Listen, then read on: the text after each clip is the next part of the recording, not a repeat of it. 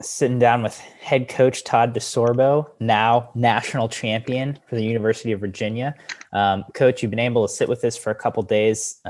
What's come up for you? What resonates with you about this? Yeah.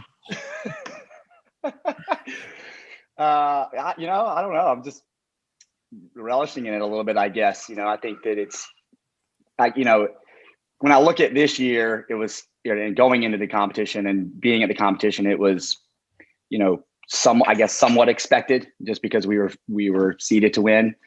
But obviously we all know lots of things can happen in competitions and you never really know.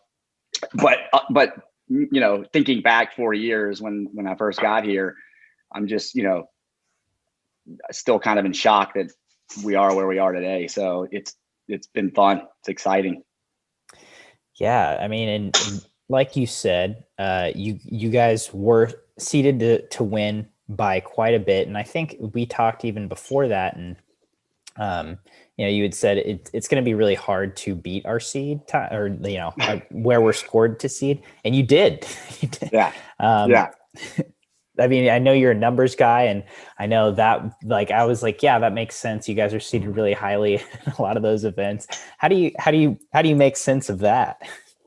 I don't know. I think first of all, no cushion is big enough. I don't care if we were seeded to win by 300 points. I wouldn't be like, oh yeah, we're going to win, because again, you never know, I don't care what sport it is, it's anything can happen on any given day. Right. So to me, no cushion is big enough.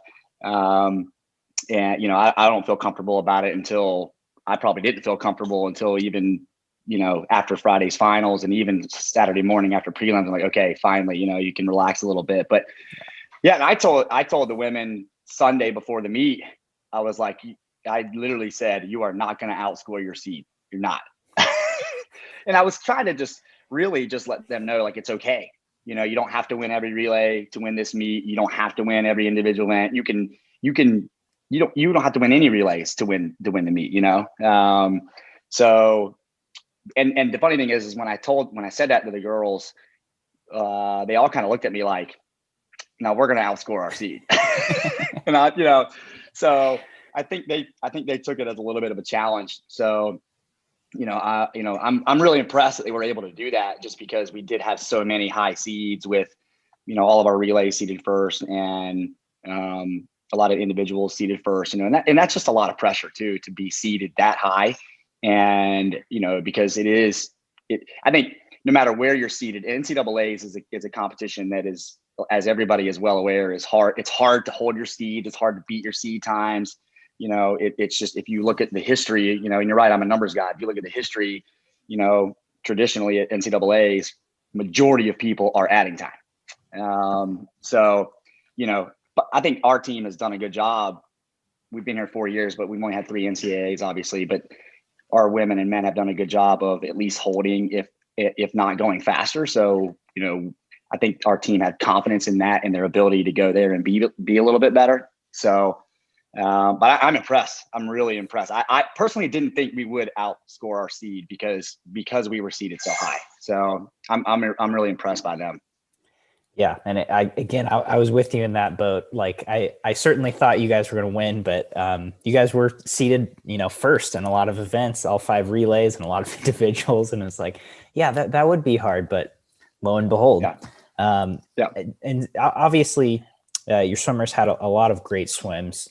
But, from the coach's perspective, were there things that you noticed throughout the meet that really stood out to you, maybe either good or, areas to improve upon, just in terms of the whole team? Yeah. I'm really impressed with all of them. This year for everybody has been really different, with just COVID and training and breaks and scheduling and just in everything. And so, our approach has been really different all year. And so I honestly didn't really know what to expect going into NCAAs out of them. Because we went all in for ACCs. We went all in. Normally we wouldn't do that. Normally we would train through ACCs and, focus on NCAAs, but, and initially earlier in the year, that was our plan.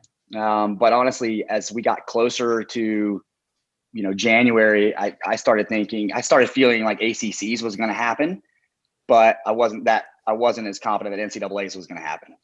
And so about a month out of ACCs, we had a team meeting, and we decided as a team that we were going to go all in at ACCs and prepare for that like it was going to be our last competition of the year, because we didn't know if we would have NCAAs. And I didn't want another year to go by without people getting a taper meet, because last year we didn't fully taper Paige Madden and Kay Douglas and Ella Nelson and Alexis Wanger and all those girls. We didn't taper them for ACCs, so they didn't get a taper meet last year. So I was like, look, it's been 2 years, so we'll go all in at ACCs, and we'll figure out NCAAs. We'll just figure it out. And again, I felt confident though, because we have had a good history of being better at, even after tapering for ACCs, and being better at NCAA. So I felt like we could do it. So anyway, I was really impressed with how much faster a lot of them were at NCAAs. A lot of them were significantly faster. Now I think that potentially just the team race and the potential to win a national title, attributes to that a little bit. But I was just impressed. I was impressed with all of them. The fact that a lot of them were able to go faster. Riley Tiltman was, obviously she didn't win an event, but she blew my mind. She just joined us in January. She's just 17 still, right? So she graduated early. She joined us in January. She was at first wasn't even sure if she was going to compete this year. She just wanted to come and train and work towards trials. And, we put her on the 400 medley relay the night before, and, her best time coming in was 52. She went 51.5 at ACCs, and then she went 50.4 leading off that relay. And I was like, where did that come from? And then the same thing in the 200 back the next day, she's, or 2 days later. So, there were a lot of, really impressive swims. It was just fun to see them really elevate everything, knowing that there's, the potential for them to win the total meet. And I think that has just raised their game. Yeah. And in terms of your coaching style, and you told them, hey, don't worry about outscoring your seeds. You didn't have this goal of them of like to win a title, or you didn't put that on them necessarily. Is there somewhere you picked that up, somewhere you kind of learned that philosophy? Because it really stands out to me, and maybe I'm just naive. Maybe I just haven't talked to coaches about this, but I think you do a good job of, like you mentioned earlier, alleviating some of that pressure. Is there somewhere in particular you picked that up, or how have you developed that over the years? I don't know. I think that just, just over the years in coaching, you just figure out different ways to motivate people, and what works and what doesn't work. And, I don't think putting more pressure on people is ever a great thing, just because they're already a lot of them are perfectionists as it is. They want to swim fast. They want to win events. They want to win relays. And I don't need, we don't need to put more of that on them. We've always kind of taken the approach that when they're relaxed and they're having fun, that's when they're at their best, and that's when they swim their best. So that's what we just try to do. We just try to keep it light and fun and entertaining. And, we'll obviously throw out goals to them as a team and say, hey, let's try to do this as a team. And however we get to that, who knows, and it doesn't really matter however we get to it, as long as we just get to it. So it doesn't rest on one individual winning any one event, and it doesn't rest on one relay winning any particular relay. It's a long competition, 3.5 days, where there's going to be ups and downs, and, it's not going to be perfect, but, where one person might falter, somebody else will pick up the slack and support them. And, you got to have a great supporting cast, all the way through. So, I'm just not interested in putting a lot of pressure on people. We don't necessarily throw out times all that much and say, hey, can you go for this, shoot for this or anything? Because we just want them thinking about executing and trying to have fun and, just enjoying it as much as possible. Yeah. And I'm going to throw out some numbers for you. First relay title in UVA history, first team title in UVA history. And before UVA had won 6 individual events at NCAAs. Now you doubled that this weekend. You're up to UVA is up to 12, which brings you to number 12 all time on the list. Can you put some perspective on that, or is that set in for you at all? I guess I knew that, but I hadn't really heard that yet. That we had 6 previously, and now we had 6 just this one year. I mean, I think it's just what the women have done in the last year or 2 or 4. Now that since we've been here has been amazing. And had we come out of this week without any titles at all, any individual titles or any relay titles, I wouldn't, but we still won. I wouldn't care. I think Paige would say it as well. I know she won 3 individual titles. I think she would, had we not won the meet, I think she would have given up any one of those, to win the meet. Because I think that's what they're going to remember, long term, more so than what place they got individually. So, it's pretty impressive, certainly, that how far they've come over the last few years. And I told the women again on Sunday, we had a team meeting before we left, and I told them, I was like, I don't often look back very much. I'm kind of always like on to the next thing, looking forward. And, but I wanted them to see how far they've come in the last year. In the last 2 years, we compared ourselves to 2019 quite a bit because that was the last NCAAs. And so I wanted, because our goals are typically just to be better as a team, and if our team can get better and we end up winning, we end up winning. If we get better and we don't win, then it's okay. Because, we still performed at a high level and we're progressing, which is what we want. And so, to look back at where we were in 2019 and, what we might be able to do this year was pretty tremendous. And then to take the focus off of UVA a little bit, first a national title for the ACC conference, first runner-up finish for the ACC conference, and your old stomping grounds, NC State, with Braden Holloway. I mean, what was it like for you to know kind of what that team's been through and how they've gotten there, and to have been a part of that, to see them, finish right behind you guys? Yeah. I mean, I think it's cool. It's obviously great for our conference. I think it's great for swimming to shake things up. I tell one of the themes for this week for our women was to be disruptive.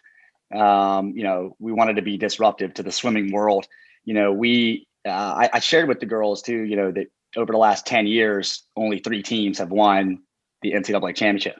And along with that, those same 3 teams had been second at the NCAA championship. So in 10 years, first and second has been shared between 3 teams. And I was like, let's just go be disruptive to that. And I think the women have been doing that, for the last couple of years. And so, I think it's exciting that there's, some new teams in the mix. I think it just creates more excitement for the swimming world. I think it's great for the sport. It's obviously, like I say, great for our conference. So, I think it's fun. And I'm sure that I know that the West Coast teams will be back and strong, and, Texas obviously is doing really good things as well. So, it's just going to make it might make things more challenging for everybody, but I think it makes it more interesting and more fun. Yeah. Agreed. It's cool to see parity on our sport, because it makes my job easier. Yeah. And I'm all for it. So then, lastly, heading into this week, what are you thinking for the guys? How are they feeling coming off of the women's national title? They share in it as well, and I know that all the way throughout the meet, our women were hearing from the guys and they're sending messages to them, and they're excited for them as well. And, the fact that we're a combined team and they train together every single day, I think that the men know how hard the women work and are excited for them, and to see that hard work pay off. And so, I think they're really excited about this week as well. And, again, I think our men will be good. Our goal is just kind of continue to progress as a team and try to be better than, what we've ever been. And, I think the best UVA's ever finished is 8th at NCAA's on the men's side, and I think we were 10th a couple of years ago. So they're excited to try and challenge those types of accomplishments. I'm excited because we're young. We're a really young team. On the men's side, we only have 3 seniors and 3 juniors. So it'll be interesting to see how our young, our first and second years react this year. And just like the women, we've got a host of sophomores that are going, but they're rookies, right? They didn't get NCAAs last year, so this is their first NCAA championship as well. So it'll be interesting to see how all the young guys respond this week. And I'm sure they'll do really well. They've responded well all year. Well, Todd, thanks again for your time. It's always great getting your insight and sitting down to chat. Yeah, no problem. Good chatting with you as well.